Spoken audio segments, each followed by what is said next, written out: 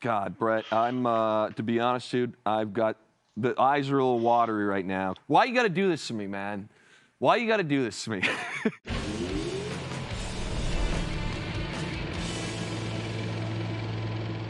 This is episode 3 of Film Never Lies. I'm your host, Luke Willson. And, the first 2 episodes, because of the Blue Jays and their historic run they were on, did a lot of baseball chat. And rightfully so, kind of captured the whole country. But at the heart, and at the center, and at the core of when we concocted the ideas for Film Never Lies and kind of really created and curated what the show was going to be about, the sport of football is at the very center. And this summer, I've had the opportunity to travel across the country and really get a better feel, because at the end of the day, I'm an Ontario kid. I grew up in Ontario. Dad played football at the University of Windsor. Brothers played football at the University of Western. I grew up playing high school here. That's kind of the landscape or the community of football that I know. And there's been one thing that has stuck out to me more than anything, and that is the mecca of football in this country, and that is the province of Saskatchewan. Ever since the Regina Rugby Club days, the team who eventually became the Roughriders, Saskatchewan has been in the lifeblood of football in Canada. I've always heard the legends and the fables about football in Saskatchewan, but I've gotten to actually somewhat live it firsthand this past summer, and to be honest, it's more than advertised. And I'll start by, and part of the reason, if you're wondering why I'm wearing this Saskatchewan Huskies sweater right now, my first time ever in the province of Saskatchewan. I got a call from my agent. He was like, hey, you have any interest in heading out here to do what's called the Dog's Breakfast in Saskatoon? And again, I just mentioned this to you, where I'm from LaSalle, Ontario. I played high school at my local high school. We were cutting up high school hockey jerseys for practice. We were mixing and matching equipment. There's not a ton of support at that level for football in Ontario. There is some great people, but it's pretty bare bones. And if you're watching on YouTube right now, this is a fundraiser for the University of Saskatchewan's football program, the Huskies, and it was 7 a.m. on a weekday. I was blown away from the moment I landed in Saskatoon. Absolutely blown away.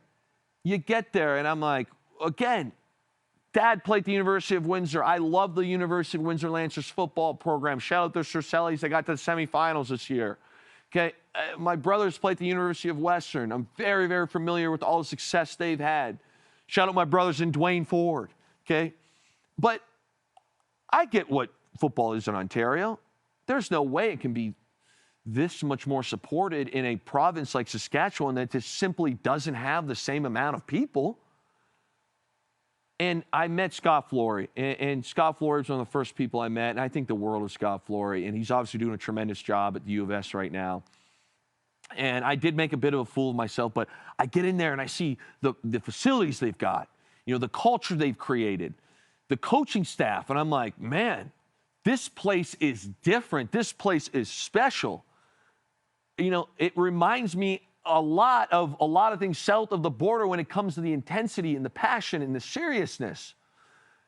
And then I start talking, I mentioned I embarrassed myself because this is where the next step goes that blew my mind. If we can pull up the Scott Flory graphic right now, for those of you who don't know, unbelievable CFL star. You're seeing him now on the screen. He looked a lot different when he was playing for the Alouettes. Obviously had an incredible career in the CFL. I think he's doing a lot more special things right now at U of S. But I made such a fool of myself because I said to him as I'm walking around U of S's football facility, I said to him, man, how tough is it recruiting out of province? Again, I feel like such an idiot even admitting this right now. Because my thought, there's just not that many people in the province. How are they so competitive? And it starts at the youth. I'm going to read this quote. It says, in Saskatchewan, there's a ton of 6- and 9-man football teams. Most small towns have teams. It's super cool. 9-man is just NFL style, but offensive tackles are eligible, so they're tight ends. And 6-man is a center, 2 eligible tight ends. 6-man is some wild stuff. Common scores are like 87-65. And then he finished it by saying it's crazy, but you only need 15 kids to have a team. It becomes like volleyball and basketball, so you can still play. And this blew me away because I think of small towns, and even in non-small towns right now in the Toronto area, there's just no football in high school.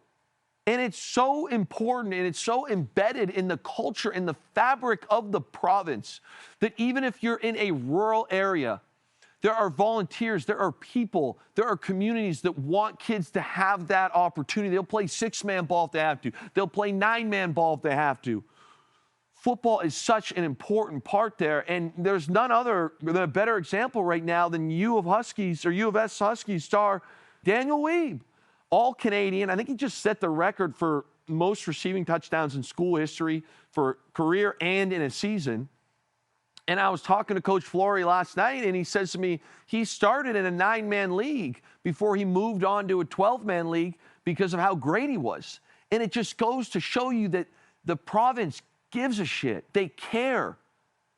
They care about making sure that kids have opportunities to play ball regardless of where they are from. Some of the 9-man film I was watching is nuts, and it's so much fun, and it's unbelievable. And I can only imagine the culture that it communicates, the culture that it breeds, And I go on, again, we'll talk about my experience in Saskatchewan. So this is my first time in Saskatchewan. I'm in Saskatoon. I'm just living at this dog's breakfast thing. The crowd is nuts. The support is crazy. The community, the people. And then I go to my first trip to Regina. And again, I'm going to go back. I learned about the youth and the peewee levels. And then I go to my first trip to Regina, and everyone's like, wait till you get to Mosaic. Wait till you experience what it's like at a CFL game in Saskatchewan. And beyond Mosaic, which we'll get into in a sec, what blew me away is it was like, man, I land at the airport in Regina, and you can just feel the buzz. You can understand, like, whoa, this place is different. These people really care. Like, it's a regular season game, and it was the smoke game was my first time there against Calgary. And they, like, are into it the day of, like, at 9 a.m. I show up to the Hotel Delta, I believe it is, check in, and the lady behind the desk is wearing a Riders jersey. And it's just an unbelievable atmosphere. And the smoke game was even crazier because the game was delayed 3 hours and the stands were still decently full. I couldn't believe it. And then the game didn't happen. And I'm going to go to the last trip I took there. For me being a first-year guy covering the CFL, same experience. Coming in, there's a buzz. It reminded me in Seattle when we were on the verge of winning a Super Bowl, we had Blue Fridays, and the whole city would basically wear blue or Seahawks stuff or their jersey to work on Fridays. And if you were out and about Friday night, it was like, man, everybody's bought in. It's bigger than just the team. It's the community. And I'm going to mention this is personal experience from the very last time I was in Saskatchewan, but I get into town, and once again, the lady behind the desk at the Hotel Delta is wearing her Riders gear. I go in, I go for a run. I believe it's called like Lake, I'm going to butcher this, Wascana. I apologize to anyone who's from around there. And I'm sitting there, I'm like, what is that noise? So I'm just, in my own world, jogging around, trying to get a little exercise for the game, and I'm like, oh, I look at him, I'm like, that's a youth football game with a full, I think it was Douglas Park I was by, with a full announcer going on. I could hear the crowd going, and I'm like, what is going on over there? And I'm now looking at my phone being like, man, this sounds awesome. Do I have enough time to like get back to the hotel if I go watch this game for 30 minutes? Sneak in and see what this hype is all about? I walked that in Regina, people will know. I ventured through the bloodbath of construction downtown. I digress. I won't get into that again. And we go to Italian Star Deli, which is a staple in Regina, for those of you who are wondering, or if you're planning on visiting. In my walk from the hotel to the deli, I got people stopping. Hey, Luke, we're going to get him tonight. Let's go. Fire it up that you're in town. I'm like, holy smokes, like everybody's bought in the energy. It's electric. It's contagious. Mosaic is rocking. They care. I think that right now you look at the GM, the coach, both these guys, former players that kind of embody the team and the culture and the atmosphere, again, it just, like, it's jaw-dropping because I'm like, this is Canada. Like, this is what the CFL could be. This is what the country could be. This is kind of where my head goes. It's just been an incredible experience every time I go, minus the construction downtown in Regina and the mayor coming after me, but I digress. It's been an incredible experience being a guy who has the passion that I do about football, the passion about football in this country, and seeing everybody in that community kind of bought in. And you look at this current situation of football in the province. The youth football is humming. It's wildly successful and supported. I've been told I wouldn't know, but Football Saskatchewan is a great organization. Now you go into the CJFL. The Saskatoon Hilltops are absolutely humming, and they're in the national championship against the Okanagan Sun this week. They have an unbelievable record of winning national championships in that CJFL. The Hardy Cup is this week, and it's the Regina Rams versus the University of Saskatchewan Huskies. Are you kidding me? The West Final in the CFL, the 1 seed and at home, features the Saskatchewan Roughriders. From top to bottom, this place is the mecca. If you have never been to Saskatchewan and you are a football fan, make a weekend of it. I'm telling you right now, you'll be blown away by this community. And I tip my cap and I give all the flowers to Saskatchewan. Again, every time I've been there, it's felt like a second home, and I've barely spent any time there. And that's why I'm bringing in my favorite person ever to play football from the province of Saskatchewan. Let me tell you about this guy. His name is Brett Jones, and he was an offensive lineman. He's from Weyburn, Saskatchewan, played high school ball at Weyburn Comprehensive. He then made the trek up the road to the University of Regina, where he played for the Rams and was an absolute star there and an All-Canadian. Then was drafted to the CFL by the Calgary Stampeders. In his rookie season, he wins CFL's Most Outstanding Rookie Award. In 2014, the guy pulls every hardware imaginable. The Stamps win the Grey Cup. He's a CFL All-Star, and he's voted CFL's Most Outstanding Lineman in year 2. Then after his second year in the CFL, he makes the jump south of the border. Ends up clawing and scratching and fighting his way into starting for the New York Giants. The man plays from there, gets traded to the Vikings. He plays 61 games in the NFL, started 19 of them, 1,600 snaps in the NFL, and I can't tell, I'm going to ask about it here in a sec, but I'm pretty sure he had 2 total penalties, potentially 3. I'm trying to find the third. I couldn't find it. It was listed somewhere. 1,600 snaps in the NFL. From Weyburn, Saskatchewan, I bring you none other. Oh, I'm not done yet. I'm not done yet. Currently, he's the assistant O-line coach for the Regina Rams, who play in the Hardy Cup, as I mentioned this weekend, and is in med school there. Yes, you heard that correct. Former NFL player, former CFL player, former Regina Ram, All-Canadian, and is now in med school and helping coach at the University of Regina. Ladies and gentlemen, none other than Brett Jones, the man, the myth, the legend. Brett, first off, thanks for joining me. But yeah, anytime. I appreciate it. Before we get into some of my more hard-hitting questions, when I was doing my research on this, and I just mentioned in the bio, did you have 2 or 3 penalties total in the NFL? Yeah, I don't know. I think that probably had a couple, probably got away with a few more, but that's the life of an offensive lineman. Hopefully you're just not noticed. So yeah, 1,600 snaps and 2 total penalties. I mean, that's a pretty good ratio. Yeah, it is pretty good. It's a cool stat to have. Probably I didn't even know it before you told me. So yeah, I love that. I was like, man, that's unbelievable. So Brett, I do got to ask though. So you grew up in Weyburn, and at what age did you start playing football?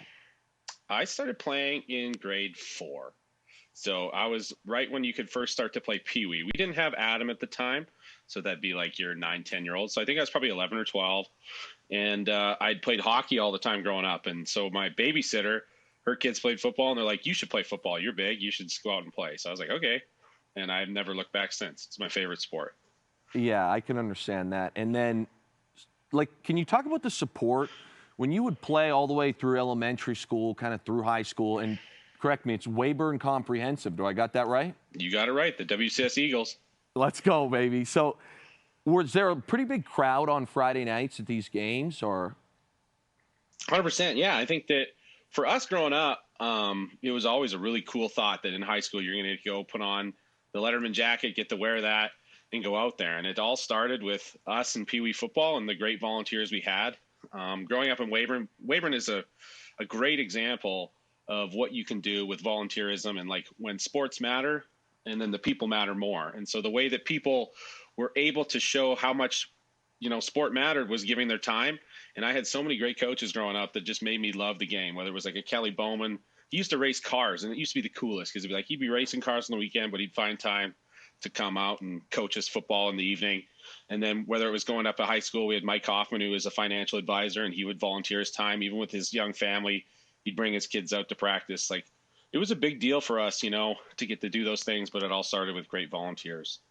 Okay, so now, and we're going to come back to this volunteerism in a sec here, because I think that's a big part of Saskatchewan and its football culture. But I want to ask, at what age did you know, like, hey, I'm going to go play university ball and be a star? And when you got to Regina, was there a learning curve right away? And again, I got to apologize. I'm rocking the Huskies. I'm around with the Huskies, but I got a feeling. Let's see the T here. Let's see the T here. There we go. Regina Rams. Yeah, we're big Hardy Cup showdown. Right now. I like that. I like that. No, so I again, appreciate it. You get to Regina, and what's kind of the mindset for you going into those early years in university? For me, it was the only school that recruited me was the University of Regina. So that's nuts. It was out of high school at the time. This is before Huddle or like the online platforms where people could go see it, and it was a family friend that had said, hey, like I saw your son play and like I'm going to recommend that maybe he goes out and play. So it was Greg Nesbitt was his name. He was the D-line coach with the Regina Rams, and he said, hey, we should recruit this guy. So I came up, and I had no idea that I was going to get to play. And even when I went to school, my whole goal was to go to school so I could keep going to school. I wanted to get into medical school, and I went into pre-professional. And the first year there was a couple injuries. We had a small roster, and I got to play the first year. And I did well enough that the next year I got to play, and it just kept building. And I realized that, hey, maybe there's a real chance for me in football. So it was really football that just gave me the confidence to like pursue anything. I really wasn't super confident as a kid coming out of high school. And when I got to, the University of Regina, I really learned about who I was. And football is a means to an end. It really means a lot, like where, you learn more about who you are. I built a lot of confidence in those years, and that's why football really matters to me. And that's why I like to continue to give back, is because if without it, I wouldn't be the person I am today. God, Brett, this is why you're my favorite Saskatchewan football player ever. And we're going to get into the CFL stuff here in a sec. So before we get back to you coaching, because I know you're giving back a lot to the community right now, I do want to pick your brain a little bit, because it's such a unique journey you went on where, so you're telling me you're barely recruited out of high school. You end up at all-Canadian in the Canada youth sport.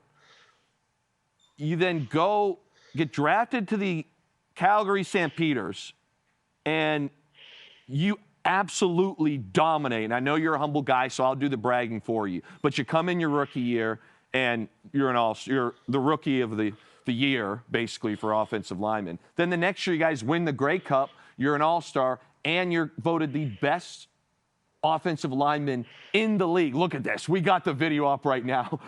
How was that experience in the CFL, playing for Calgary, obviously winning a Grey Cup, dominating all year?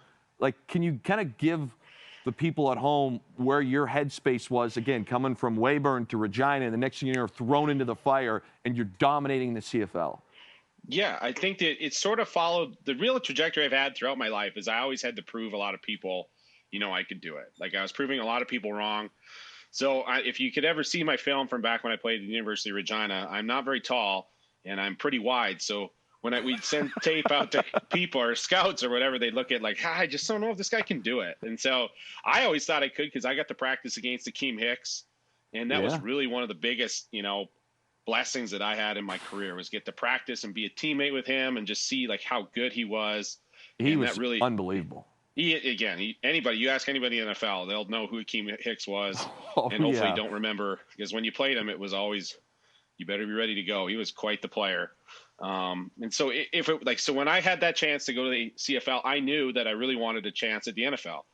And so that's why when I went there, it was time to prove it. And that's what I did in those 2 years. I had a lot of great coaches that believed in me, gave me an opportunity to play early. I earned the trust of my teammates. I had great teammates. There was older guys on the team that really believed in me, gave me a chance, and the rest is history. It was going to Calgary again was another special place for me where, I earned the respect of my teammates and coaches, and they believed in me and gave me a chance. And so once I had that chance, I really ran with it, and really proud of the results. And the Grey Cup is something I'll never forget. It was a really cool experience and something that I cherish with my family, and we talk about it to this day. So. Okay, so then you mentioned you go there 2 years, take off like wildfire, absolutely dominate. At what point were you like, hey, man, I'm going to make the jump over to the NFL? And again, Brett, if you can kind of peel back the clock here, when you're in 4th grade in Weyburn, or even let's go to 9th, 10th grade in Weyburn Comprehensive, did you ever think like, man, one day I'm going to be in the NFL? And I know it's controversial right now, but playing for a historic franchise, 2 historic franchises in the Giants and the Vikings. Like, tell me, at what point did you be like, I got a shot to go over there? And how did that whole thing transpire? Dude, I find this so fascinating, dude. I'm like a little kid right now. I appreciate it. No, the enthusiasm, I can feel it through the phone. So yes. I love it. Yeah. And I think for me, if I would have maybe had you as a hype man back in the day, I might have believed a little sooner. But I honestly, it started in college. I had some really good teammates at the University of Regina, and they were, one was a CFL draft pick. It was John Hashem was his name. He was drafted by the Alouettes. He really was a student of the game, and he taught me what it was like in his time being a pro. He taught me, some of those things, and I thought maybe I could do this. And then when I went to the CFL, I proved I could do it, and I believed. And as you know, you get in those NFL locker rooms, you're with the best. And those players have been the best ever since they were in grade 4, which is sort of a different path than maybe I would have taken. I wasn't always the best. I was a good player, but I wasn't like, oh, this guy's going to go pro. This guy's going to do this. But I think my journey in going through there, I earned my own self-respect where I could believe, because those locker rooms can be intimidating. There's a lot of great players.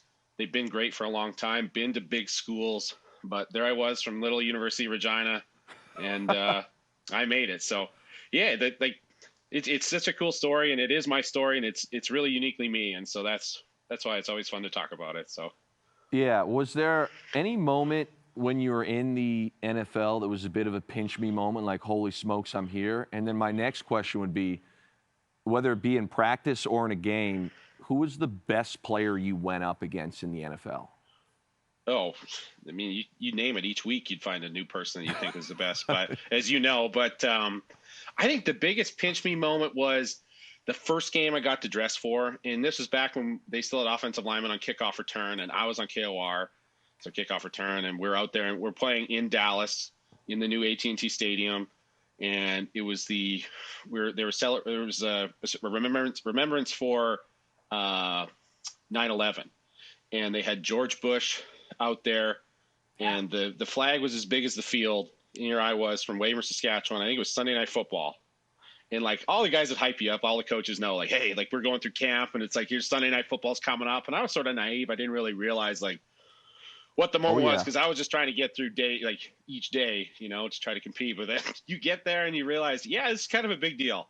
And there you were out on the opening kickoff, and then it was a touchback, and I was like, good thing, because I was ready to roll. But then you talk about the guys in Bragg, that feeling where you're out there the first time. It's again, I've never played KOR before. These are the best athletes in the world, have a 40-yard run at you. I'm in the wedge. Here we go. Buckle up. But buckle up, baby. Yep, you better buckle up. Let's go. You made it. Yeah, right. The special teams grind. So, yeah, those are good ones. But the best players, man, every day in practice, I got to play with Damon Harrison. I knew you were gonna say that. Snacks, baby. I'm so amped. Yes. Oh, as a center, you get Snacks. Oh, and then you go to Minnesota, you get Linval Joseph. Oh, wow. Yes. Yeah, Linval. Yeah. Again, really good dude. Really good dude. But once they're teammates, they're a little different. Whereas you play him on Sunday, yeah, this guy's, he's going. But any time in practice, I had great guys to practice against. get Everson Griffin, you get Jason Pierre-Paul, you get Olivier Vernon, another name. Like Yes. we had so many dudes. Like I was always a part of really good defensive lines. Daniil Hunter, again, Yeah. every practice, practice is honestly harder than the game sometimes. But I mean, I started a game and Aaron Donald, like we played the Rams. So obviously you get to play him. Geno Atkins. I got to see a lot of those players. Studs. Yeah, like in real life, and you can see why they are very special athletes and very special players. So love it. Now, Brett, I want to just kind of pivot a little bit here and talk about the province of Saskatchewan. And obviously, you and me are on opposite ends this week for the Hardy Cup. Don't be mad at me. Scott Flory's my guy, man. I appreciate it. Hey, the other thing I got it, and then also, as you know, as being in medical school, like I go to the University of Saskatchewan, so. Yeah, I wear the horns. But I got a lot of great classmates, a lot of great teachers, preceptors that all really believe in the U of S, and I can see why. And so I think it's just good for the province. You know, it's so unbelievable. Cool. It's so cool every time. Whether we'll talk about it with the CJFL, with the Hilltops playing the Thunder, you got the Rams playing the Huskies. Like it just means more because it matters in Saskatchewan, and this is just a testament to how good the football is. Like these teams are probably 80-90% Saskatchewan-born kids competing against, those big centers in Calgary, Edmonton, playing against Vancouver and BC, right? So there's a lot of talent out west, and it's really cool that for 2 straight years it's been Huskies, Rams in the Hardy Cup. So God, I'm telling you, as a guy who just loves football and loves football in Canada and the opportunities that it's given me in my life, I got goosebumps listening to this stuff. And now that I've been able to visit Saskatchewan, again, like right now. And we've mentioned this already, but you've got the Hilltops, who are, first off, they win a ton of CJFL national championships, but they're in the national title against, I believe, the Okanagan Sun. Yes, they are. You've got the Hardy Cup, which is Regina versus the U of S, which is going to be an absolute showdown. And like you said, last year, I believe, was a 5-point win for the University of Regina versus U of S. So 2 years in a row where the Hardy Cups come down in province. This week, you've got the Saskatchewan Roughriders in the West Final, and I would assume Mosaic is going to be absolutely bonkers. This is the question I want to ask. Why? Like, why is it that of everywhere, and I've been a lot of places, Brett, I have, and I grew up here, and as you know one of my brothers, my dad played at the University of Windsor. Both my brothers played at the University of Western Ontario. Like, my whole family is embedded in Canadian football culture, I would say. Mm-hmm. Why is it that Saskatchewan is the mecca? Nobody at the youth level, at the university level, at the CJFL level, and now at the CFL level now they've done it from a fan standpoint, the CFL level forever, but now you've been winning. Nobody's doing it like Saskatchewan. Mm-hmm. What is it?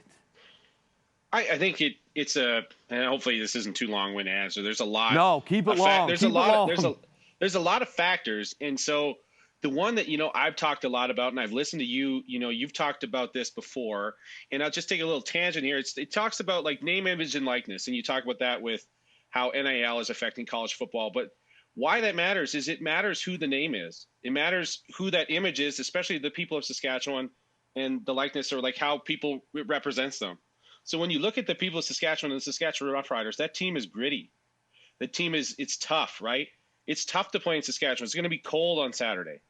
So the team embodies the people that live here. And the coaches, again, I know Coach Mark Mueller. I know Corey Mace. I played with both of them. Good dudes, right? So, and if you get to talk to them, they're awesome. And that's how they got their team rolling. And it makes sense why every week they go out, they compete. They really like each other. But they're a tight-knit group, and that's Saskatchewan. It is a tight-knit community. And that's where I start, is that, like, they know the people because you see them in the community. Whether it's the Rough Rider Foundation going out and doing all the things that they do in our communities for football and sport in general, they're there. So when fans go to the game, they represent and they want to support the people they know. And they do a great job of highlighting that each and every week. And in whether it's a football game or in the offseason, you'll see them. So that's why the Rough Riders, I think, in general matter. But then for youth sport, I think that we've had a lot of great athletes throughout all sport. Whether it's hockey, you see it all the time. But it's starting to get more and more with football players and the way they're able to come back and give back to their province and coach at that minor level. like I know all the minor coaches I had busy careers, and I can appreciate that more now than ever as a volunteer coach. The time commitment, the crunch it puts on your family, the sacrifices that you make, it's important. But the reason why you just love to do it is you see the results. Like you look at the Prairie Football Conference, the PGA, the PFC was between the Roughriders, or the Hilltops, and the Thunder, and it's because of the great community coaching that they have. Like the former offensive line coach was my offensive line coach I had. So like again, great coaches that they've had. And then you go to us with the Huskies. Is that like if you want to go somewhere in the province, you want to go to these two schools. They're great schools. They're great options. But what makes a great rivalry is when both teams are good. And I think that right now we're in the heyday of that.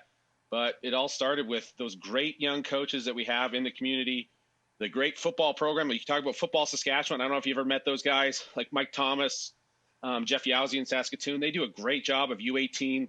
Saskatchewan is always a perennial, like, tough team to beat. They're competing against Ontario, Quebec each and every year, even with our 1 million person population. But it all just goes back to grassroots football. But I think it's just the whole encompassing thing is that we just all understand what it takes, and it takes a whole community. And we have that in our little communities that we have. We might not have great numbers, but we have great support in those little communities. People love to give back. They want the next generation to succeed. And you're sort of seeing the results of that each and every year now. And it's really sort of fun. So, God. Brett, I'm not going to lie to you again, man. As a guy who obviously didn't grow up in Saskatchewan, but has been able to experience it, I got goosebumps from that whole thing. Just the community, blown away. And even your tidbit about, the coaching and giving back. I was fortunate enough this year to have my first year coaching football, and I felt that pretty heavy. So again, Brett, I appreciate that. And I do want to dig in right now to what you're doing. I mean, you're in med school. This is like, for those of you watching this and listening, you basically, this is, and I know you're saying your biggest hype man, but I mean it. I know we know each other off camera. Where you come from Saskatchewan, you're not heavily recruited. You go to Weyburn, you go to Regina, it's the only school, you're an all-Canadian there, you dominate in the CFL, you win a Grey Cup, you go to the NFL, you dominate there, you play a bunch of games. That's 61 games you're a part of in that league, okay? Started, 19 of them, 1,600 snaps, never penalized, okay? Minus 2 times. Just a couple. Got to make sure the stat sheet's real, so that makes sense. No question. Yeah. You come back, you mentioned, it was always your goal to get into med school. You're currently in med school, and you're coaching the Regina Rams. So is that part of it where you look at some of the people that gave you this opportunity that kind of shaped and sculpted your football career, and is that the driving force? Because I can't, trust me when I say I'm not in med school, Brett. I can't imagine the time and the effort, not only going to the school, but studying. Like, where does that come from? God, I want to run through a wall right now, dude. I can't even imagine, playing for you. Dude, I want to suit up. I want to suit up I know I'm wearing the Huskies thing. I want to suit up for the Rams. Okay? Well, I'm sure we can find a jersey that looks better than that one. So no question. But no, I think that for me, it's a really personal thing. I have a great support system in my wife who is understanding of me taking all this time. Like, she's a teacher and she understands what this means to me.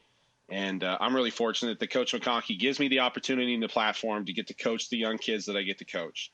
I see a lot of myself in these players that they really just need an opportunity. And you know this from your time playing in the NCAA or playing in any sort of level football, that a coach can have a real impact on you. And I had a lot of great coaches, whether it was junior football or in my minor football days, in high school, in college, in the pros. I had great coaches. And they're really great teachers, and they taught me so much more about just football, but also life. And I think I owe it, to the kids that I get to coach to do this. That's why I'm so passionate about it. That's why I'm willing to stay up late to study. That's why I'm willing to put things else on the back burner, is because I just know that I got this opportunity, and it's only fair that I give it back to somebody else. And that's what I said when I wanted to go to medical school. In my interviews I did, I really meant it, that I wanted to find a way to balance, because football is such a big part of my life. And you know this when you give it up playing. Like, there's no better place than the locker room. You don't get it anywhere else. There is no place where you'll find people from every walk of life that you can relate to and speak to and talk about those things. Like, you just don't get it. And so for me to get this still opportunity to be a part of it in a small way, to bring whatever positive energy, good juice each and every practice, like I always used to do. I mean, that sometimes if you don't get to be started, you got to bring the juice. You got to be that guy that gets to, be the energy guy. I always was that. And I just love doing it. It's a passion for me. And like you said, the other coaches, like I can name all of them. All the coaches that I had, but there's two in particular at the University of Regina that really believed in me. It was Jerry Orban and Tom McCallum. We lost those guys a couple years ago. And I just know what they meant to me. And so I hope that I can do that for the kids I coach. And I think we've really had a lot of success. Like the players that I coach, I couldn't be more proud of them. I tell them that each and every day. If there's somebody new that, I haven't seen before that comes out to watch our practices, I always introduce my guys to them. With the other coach that I have, I'm just the assistant. There's another one, Ro Borgman. Good dude. He's a former Ram who helps coach. He's the main guy. I'm just the helper. But I always introduce my guys because I want to tell them, like, I'm proud of you guys. And, like, this year we had 3 all-star players, which they're going to go up against a really tough Husky front. The Huskies have a lot of all-stars on their defensive line, too, so it's going to be us versus them, and wouldn't have it any other way. It's just great that, when you have rivalries and you have those things and guys get to prove it each and every week. I'm excited for practice tonight.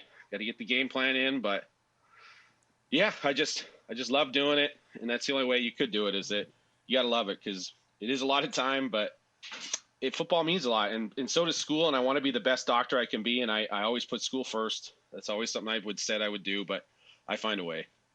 God, Brett, I'm to be honest, dude, I've got the eyes are a little watery right now because I know that meant a lot, and I resonated with a lot of things you just said, Brett, and all I can say is you were my favorite human being before this interview, and now you're definitely you've now moved up, even though there's no one in front of you. Brett, I can't thank you enough for jumping on here. I know you were in class today. Like you said, you got a game plan for the Hardy Cup to cut out some time. And as much as I love Coach Flory, I might have to switch my allegiances now to the Regina Rams this weekend. So, Brett, thank you for coming on. God, man, what you got out there is pretty special, and I can't think of a better human being to represent the province of Saskatchewan than you, Brett. So, again, thank you so much. Yeah, I appreciate it. And, as much as we talked about me, as you know, I don't like talking about me too much. So I just make sure everybody knows if you guys do have a chance to come out and support those kids, that's what's going to grow the game, right? You're going to get to know these guys. Hopefully some of them will get drafted in the CFL. And it's those players that you get to learn about and their cool journeys. Like these guys all got struggles they got to deal with. They deal with it each and every day.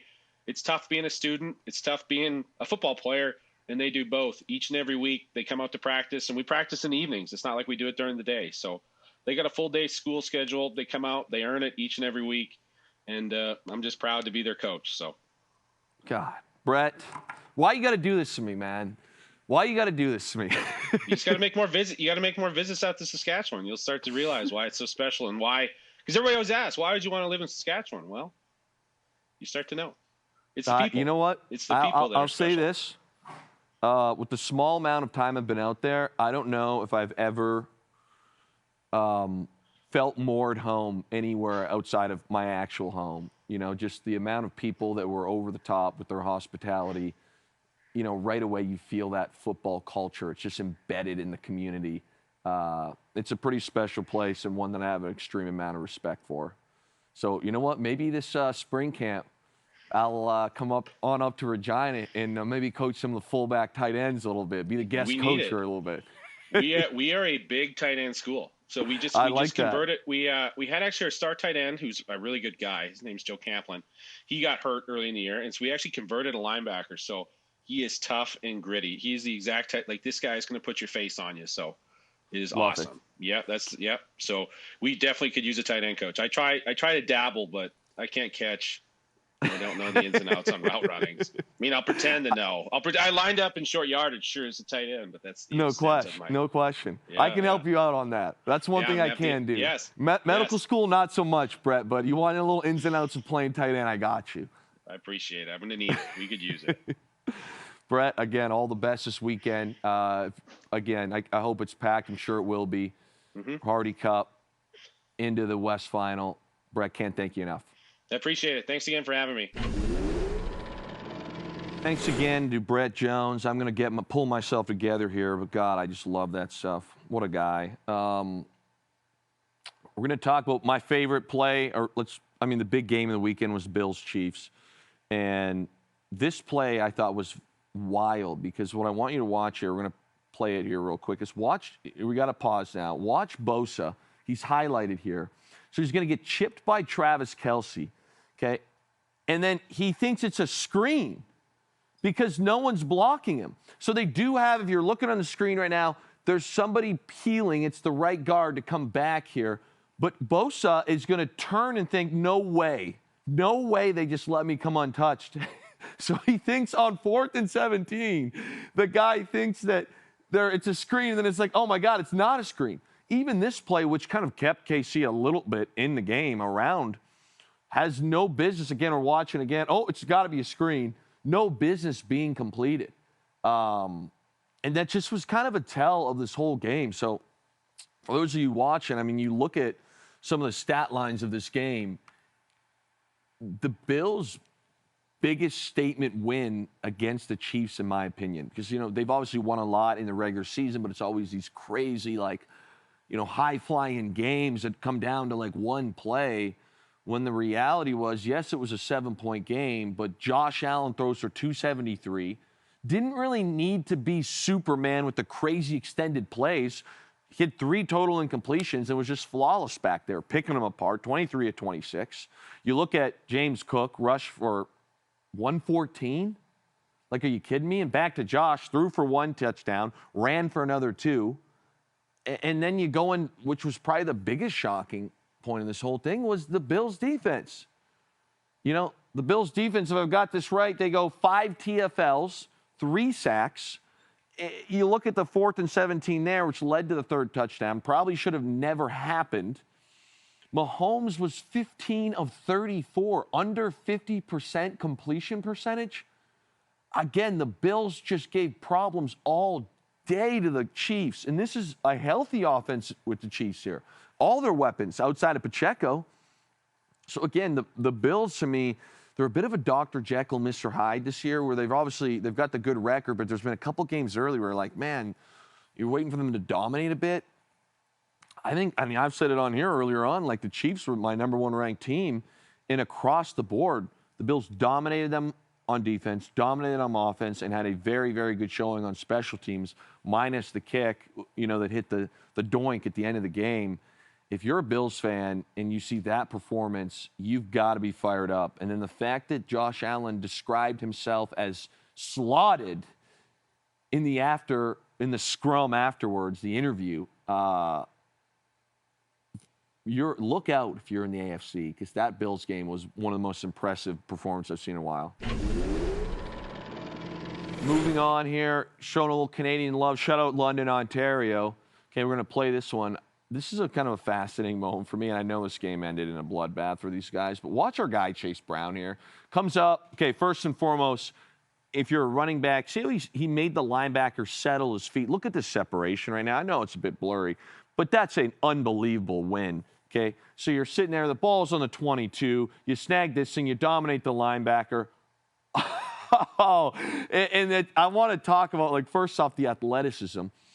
Chase gets up here and almost jumps this guy standing straight up. But this was kind of a fun moment for me because you always wonder, what's going on in your head here. I just found that this whole thing, again, imagine you do the thing, you flip, you land on your back, and you get right back up. Look at this guy. He almost jumps, clears a man standing straight up, does the full flip. Again, Chase Brown to me, obviously, pretty special guy. He's had a great year out of London, Ontario. Him and his brother, Sydney, just wildly special athletes. So I did want to kind of show that. to the people out there. I love that stuff. So, hey, Luke, before you move on, Chase Brown's not the only football player from Southwestern Ontario that has hurdled someone no, in the don't NFL. do it. So I just want to get your honest reaction to this play that we are going to show right Rob, now on YouTube. oh my goodness. Can I pause and play this? Okay, I got the iPad back. So I've got a confession here. I'm going to let it play. This is actually quite funny. Who's this guy? Oh, man, Chase caught me by 2 feet. Oh, okay, so if we can run this back, producer Rob. Oh, actually, we got it right here. Never mind. So I'd like to kind of show everybody what has actually happened. If you watch this live, I got very lucky because the color commentator was like, this is just a tight end screen. This is not a tight end screen. This is called getting very, very lucky. Watch how the entire left side of the line is going left. Pre-snap, I'm banking on the fact that that defensive lineman should bite on the run. So I step left, hoping that he'll go in there and I can bait him in there, and I'm actually supposed to be blocking. There is no world in which I am releasing right here. So I just get flat out beat, okay? And I'm like, oh, God. And Russ makes a great play, and this turns into a pretty big play in this game, you know. But I'll say this, too, and he's a bit blurry right now on the screen. I remember when I cleared the DB, I thought, man, I'm off to the races. You want to talk about a hustle play about a D lineman here? Look at 93. I'm telling you, I can land that and get going, but the D lineman gets me. So, Rob, thanks for it's been a while since I've seen that clip, producer Rob. So, kind of sprung that on me, and I've cat's out of the bag. I completely butchered that play and ended up being able to get a highlight from it. So, I guess that's how it works sometimes. Now, we've done a lot of football chat. We're going to get into the top 5 here in a sec, but I do want to say my feel-good moment of this week is, and Jays fans, don't be mad at me. Let's take out the whole Jays losing. This is, again, has nothing to do with the Blue Jays losing. It's just a feel-good moment, something I heard in a post-game interview from Miguel Rojas from the Dodgers. But it's brought to you by Yoder Smokers. So you see it on the bottom here. I mention my brother a lot. Me and him are pretty close. He's a phenomenal. He's got like his own Instagram thing called Smoking Turtle Barbecue with former BC Lions offensive lineman Matt Norman, I might add. But we've kind of bonded over. We got a Yoder. He's a tremendous smoker. Yoder smoker, barbecue vibes. Got to make that clear. They actually, the smoker brokers out of Saskatchewan. So who would have thought? But I can't say enough about these guys. So the feel-good moment of the week brought to you by Yoder Smokers. I want you guys to listen to this Miguel Rojas interview right now, and I'm going to kind of get into it and why I just loved it so much. I mean, you've been a starter for a long time in your career where you're watching these games go, man, why aren't I out there? How come I'm not in the middle of it? Like, what's the environment there that puts you in a place to just say, hey, when they call me, I'm ready? Well, you know, you got to look around and see the talent of this group. You know, like where would I play? You know, if I'm the manager, it's really hard. Like, you know, even if you want me out there, I came to this organization to be a utility guy and to be a server and to be a kind of like a guy who can be out there. Obviously, as a competitor, I want to be out there every single day. But it's really hard to, like, for me to kind of like go to Doc and say, hey Doc, I can help you and I can help you win this thing. So when the opportunity came in the game 6, after game 5, he texted me, Miggy, I'm gonna need you. You're gonna be starting at second base again 6. So I mean, my preparation and kind of like being ready for the moment and being ready for the opportunity kind of like took me to this spot. And I mean, I'm happy that I was ready. And I had a really good game yesterday and gave me a lot of confidence for today. And I mean, everything is history. You know what's funny? I just heard a story just before I came on set. His wife told him he was going to hit a home run in the World Series. Oh, my. And he wasn't even playing. And she kept telling him, Miguel, you're going to hit a home run. He's like, babe, I'm not even playing. Yesterday he played, didn't homer. Today she told him, Miguel, you're going to hit a home run today. And sure enough. Again, I apologize to Jays fans. I'm not trying to bring this up. Let's take that out of it. That interview to me, and if you're a youngster playing, if you're a parent that has kids playing, you want to talk about just like the selflessness and being a part of something that is bigger than yourself. I thought everything he said there just embodied it, and I loved it. Again, I'm not a Dodgers fan. It's not about that. But he says, first off, there's so many aspects of it where he's like, I'm not going to go to the coach. Like, we have a ton of talented guys. I'm here to play this role. I'm here to be the utility guy. That's what they brought me in. I'm not going to be in the locker room causing problems. I'm not going to do all these things. Obviously, he wants to be that guy. He said, as a competitor, he wants to, be playing every day. But his role here is to be the best teammate first. And being the best teammate for him meant being ready for the moment.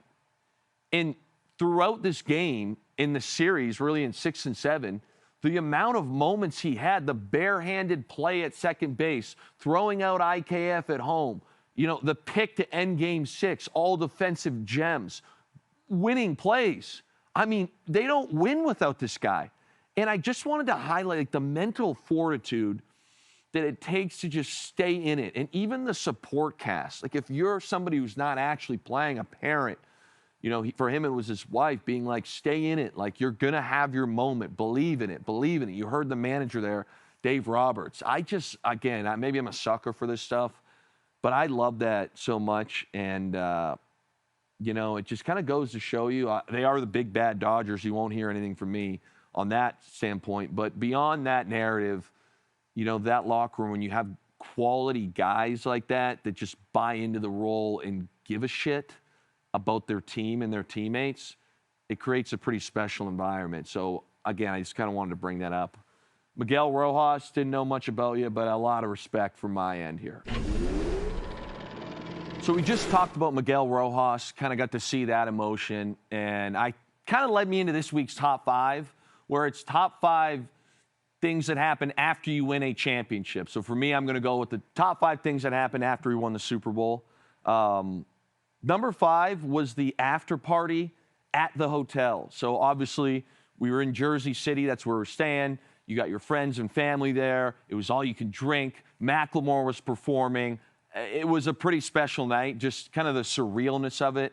I put it this far down the list because the only caveat was that it was hard to get everybody into said party. So, again, you got to think now you got your whole team, everyone's family there, all the staff, coaches, etc. Everybody gets access to this party, so tickets were limited. And I had all my family there, brothers, their wives, my sister, my mom and dad, and a bunch of buddies from the Windsor-LaSalle area. So I'm kind of sneaking guys in. It was a bit stressful, but we got everybody in, and it was an absolute riot. So that's at number 5 for me.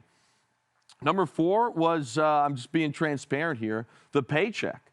So rookie year in 2013, the rookie salary that year was $405,000, and we'd get paid weekly. You divide that up, I believe it's a shade under $24,000 a week. Winning the Super Bowl was $90K, actually.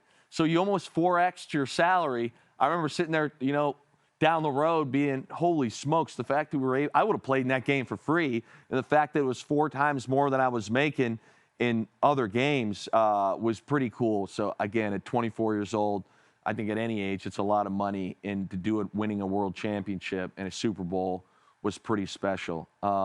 Number 3 would have been down the road a bit, but the ring ceremony. The ring ceremony, you're sitting there, you get the suit on. We did it at the Experience Music Project. Well, I think now it might be called Mopop in Seattle. They rented the whole place out. The performer was Usher. Usher's in there ripping it up. Pretty, intimate environment. We all get to meet him and just share that moment. The ring unveiling itself was very, very iconic. And I actually got to share that with a friend of mine, former head coach of the University of Windsor Lancers and offensive coordinator of the Toronto Varsity Blues, Joe Demore. And Joe went to the same high school as I did. My family was in town. Joe happened to be in there. And I was like, man, you should come to this, ring unveiling. So it was pretty special to we went to the same high school. Joe's a little older than me. Kind of coached against me in high school, which I haven't let him live down in a while, but pretty great member of the football community in the Windsor area. So that was a memory that I definitely high on the list, number 3 for me. Number 2, none other than the parade. The parade was something just very, very special. You didn't really know what you were walking into. I mean, look at these videos. It was carnage. We had these big, I don't know if you want to call them military trucks. There were people literally everywhere. There was some alcohol involved. Marshawn, as you're watching right now, is slinging Skittles. just the amount of people that showed up to that parade, combined with the I'm dying watching this, combined with the fact that the Lombardi's being passed around, the whole city was there. There was some alcohol involved. That's a day that I'll never forget. And if you're wondering why it wasn't number 2, number 1 for me holds a pretty special place in my heart, but it was the moments right after the game. So when you win the Super Bowl, you're allowed 2 people that can come on the field.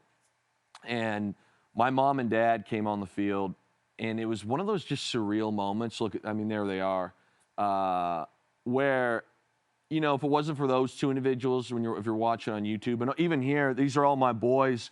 The Canadian flag in my left hand was actually thrown to me by one of my best friends since kindergarten.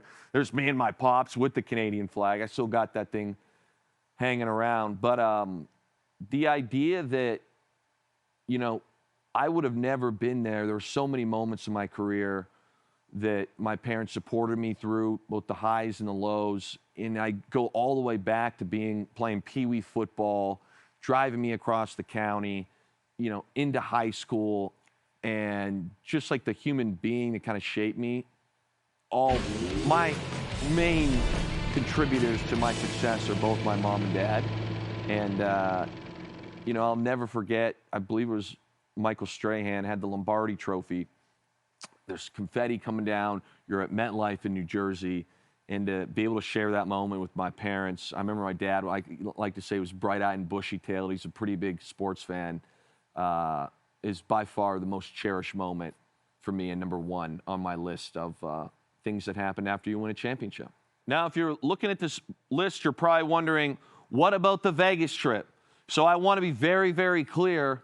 I omitted the Vegas trip. This is very common. Everyone goes to Vegas afterwards. I think this is common in a lot of sports. However, I use my brain. Football has a culture of making rookies pay for everything. And offensively, we didn't have very many rookies that played that year. There was myself and an offensive lineman. So I actually did the Vegas trip with my buddies the following weekend after all my teammates went. And I won't say exactly how much was spent, but the other rookie that played on offense did go. And let's just say he was very upset when I heard the price tag that they stuck him with. So I mentioned the whole cash situation was number 4 on my list. I'm really glad that I didn't go to the Vegas trip because that cash situation would not have been on my list anymore. Usually we end with the top 5, but I do have a small thing, and this won't be very common practice. But it's to the people of Saskatchewan. I have a major favor to ask. We had Brett Jones on. You heard my intro to this whole thing and my experience there. You guys have been a beacon of light when it comes to football in this country. There's, like I mentioned, fables, legends, history, the whole shebang. And this Saturday, you've got a West Final that is going to be a very, very great game and a tough matchup. And all I'm asking is to put those watermelons on your head and show up and be loud and perhaps be the difference.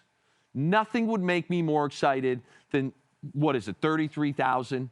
Fill that stadium up, make it bonkers, and show this country what Saskatchewan and the passion and all of those great things, volunteerism, the community, what football means to this country. I'm pulling for you, and I hope that this thing comes down to one play, and that one play is a false start by the BC Lions because the crowd was so loud that nobody can think on that offensive side for BC. I hope that the crowd is the difference, and my one ask is that you continue to show up for football in this country. So all you Roughrider fans, I know it's a long drive for a lot of you coming in. I know it's cold, but it's the West Final, baby. We've got the Trevor Harris jersey in the background. It's a gritty organization. It's a gritty team. You heard Brett say it. It's the mecca of football in this country.